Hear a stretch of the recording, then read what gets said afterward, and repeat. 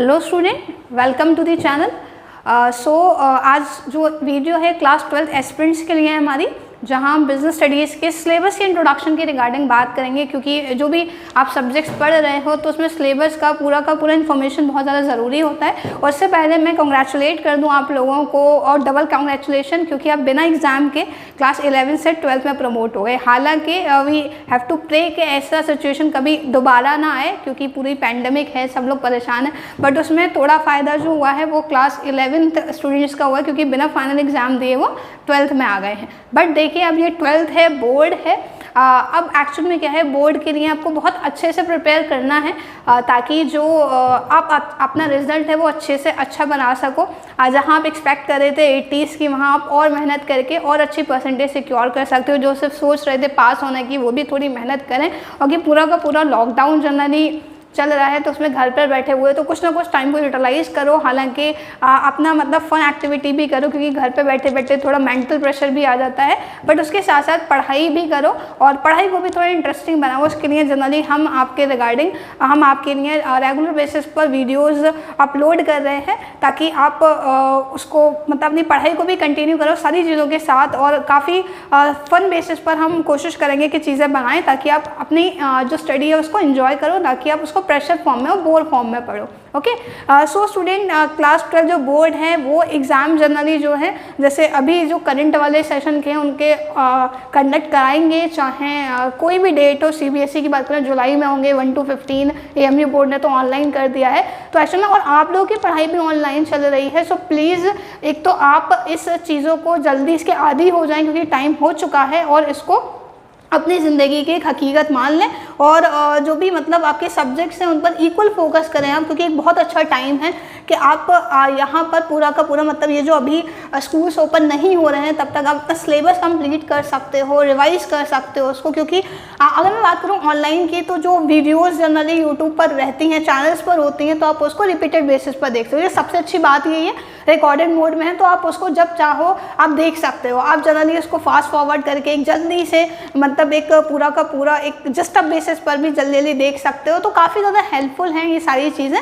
Okay, घर बैठे बैठे आप पढ़ रहे हो, जब चाहें आप पढ़ सकते हो। ओके, सो बुक की भी कोई ज़रूरत नहीं है, सारी चीज़ें नोट्स फॉर्म में आपको डिस्क्रिप्शन में और जनरली चैनल पर मिल जाती हैं। सो चलिए, अब बहुत बातें हो गई, अब हम बात करते हैं मेन जो हमारी वीडियोज़ के रिगार्डिंग, जहाँ हम बिजनेस स्टडीज़ के इंट्रोडक्शन, सिलेबस के इंट्रोडक्शन की बात करेंगे स्टूडेंट। सो मैं बता दूँ, जैसे एज यूजुअल सारे सब्जेक्ट्स का वेटेज सेम है, 100 मार्क्स। तो आपकी जो क्लास 12 की बिजनेस स्टडीज़ है स्टूडेंट, जो आपकी बिजनेस स्टडीज़ है वो 2 पार्ट में डिवाइडेड है। Okay, so there are 2 parts, that is part A and part B। 2 part में डिवाइडेड है पूरी की पूरी क्लास 12 की बिजनेस स्टडीज़। ओके, जहाँ पर जो पार्ट A है हमारा वो जनरल मैनेजमेंट से कंसर्न है, ये हमारा कंसर्न है जनरल मैनेजमेंट से। और ये जो हमारा पार्ट B है ये फाइनेंशियल मैनेजमेंट से कंसर्न है, फाइनेंशियल मैनेजमेंट से कंसर्न है। तो 2 पार्ट में डिवाइडेड है पूरी की पूरी क्लास 12 की बिजनेस स्टडीज। यहाँ पर पार्ट A में हमें 8 चैप्टर्स पढ़ने के लिए हैं, और पार्ट B में 4 चैप्टर्स हैं। मतलब इन टोटल हमें अगर बात करें, so total number of chapters जो क्लास 12 BST के अंदर हैं वो हैं 12 चैप्टर्स हैं। क्लास 12 चैप्टर भी आपको 12 पढ़ने बिजनेस स्टडीज़ के अंदर।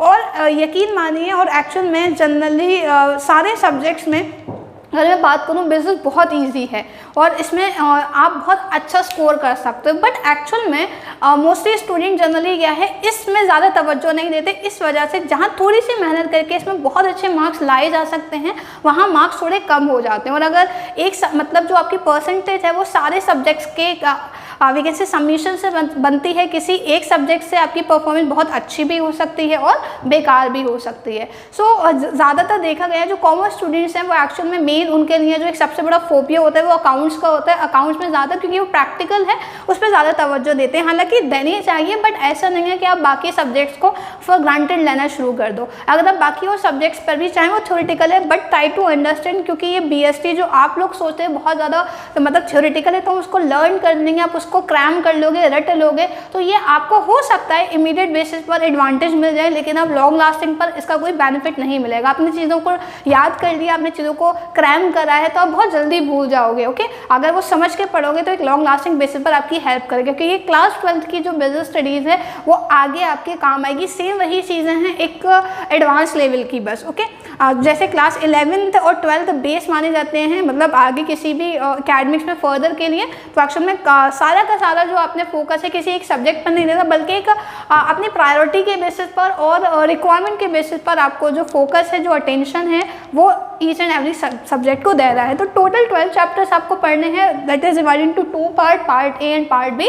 और अगर हम देखें कि दोनों पार्ट में एक चीज़ कॉमन है, दैट इज मैनेजमेंट, क्योंकि पार्ट ए में हमें जनरल मैनेजमेंट के बारे में पढ़ना है और जो हमारा पार्ट बी है उसमें हमें अपने फाइनेंशियल मैनेजमेंट के बारे में पढ़ना है। तो ओवरऑल जो हमारे बिजनेस स्टडीज़ है क्लास 12 की, वो मैनेजमेंट से कंसर्न है। तो एक्चुअली पूरा का पूरा मैनेजमेंट से कंसर्न है, इसके रिगार्डिंग हमें क्लास 12 की बिजनेस स्टडीज़ को पढ़ना है।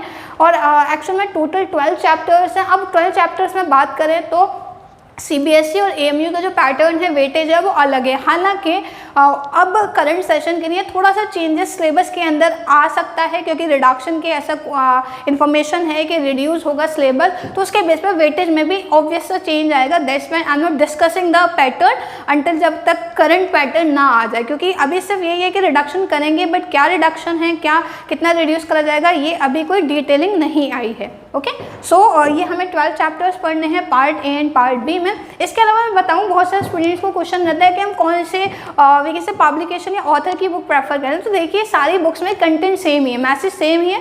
The only we can say difference is about the language, जो भी लैंग्वेज उसमें यूज़ करिए, किसी में बड़ी आसान सी लैंग्वेज यूज़ करिए, किसी में थोड़ा कॉम्प्लिकेटेड मैनर में यूज़ करा गया है, किसी में एग्जाम्पल्स बहुत दे रखे हैं, किसी में एक शॉर्ट बेसिस पर शॉर्ट नोट्स की फॉर्म में चीज़ों को समझा रखा है। तो आप कोई भी बुक प्रेफर करें, इट डजेंट मैटर, कोई फ़र्क नहीं होगा। आप कोई भी ले सकते हैं, आप सुभाष दे सकते हो, आप पूनम गांधी की बुक प्रेफर कर सकते हो।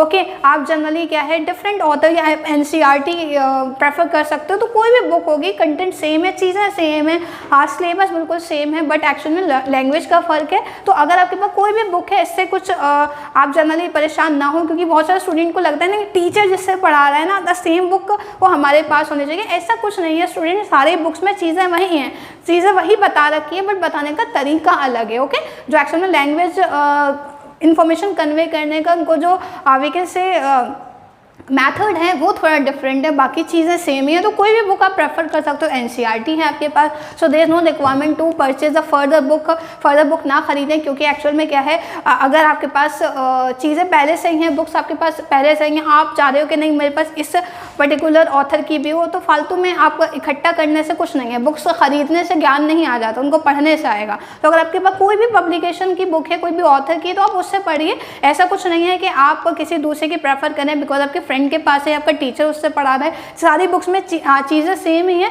तो अगर आपको ज़्यादा ही पैसे खर्च करने की आदत है तो किसी की मदद कर सकते हो आप उस पैसे से।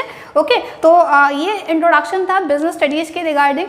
सो अब हम नेक्स्ट वीडियो के अंदर जो अपना पूरा का पूरा सिलेबस है वो शुरू करेंगे, पार्ट ए से शुरुआत करेंगे। आई होप यहाँ आपको कुछ बिजनेस स्टडीज़ के रिगार्डिंग उसके सिलेबस के रिगार्डिंग इन्फॉर्मेशन मिली हो। अगर आपको वीडियो अच्छी लगी तो प्लीज़ लाइक ज़रूर करें। और आप जनरली सबसे ज़्यादा आपको मतलब ऑनलाइन क्लासेस शुरू हो गई हैं तो कुछ चैप्टर्स हो गए होंगे, तो आप बताइए सबसे ज़्यादा प्रॉब्लम आपको इनिशियली किस में आ रही है। वैसे हम पार्ट ए से ही शुरुआत करेंगे। कमेंट ज़रूर करिएगा और अपने फ्रेंड सर्कल में वीडियो को ज़्यादा से ज़्यादा शेयर करिए। अगर वीडियो अच्छी लगी तो प्लीज़ लाइक ज़रूर करें। Thanks for watching this video. Stay tuned for more videos.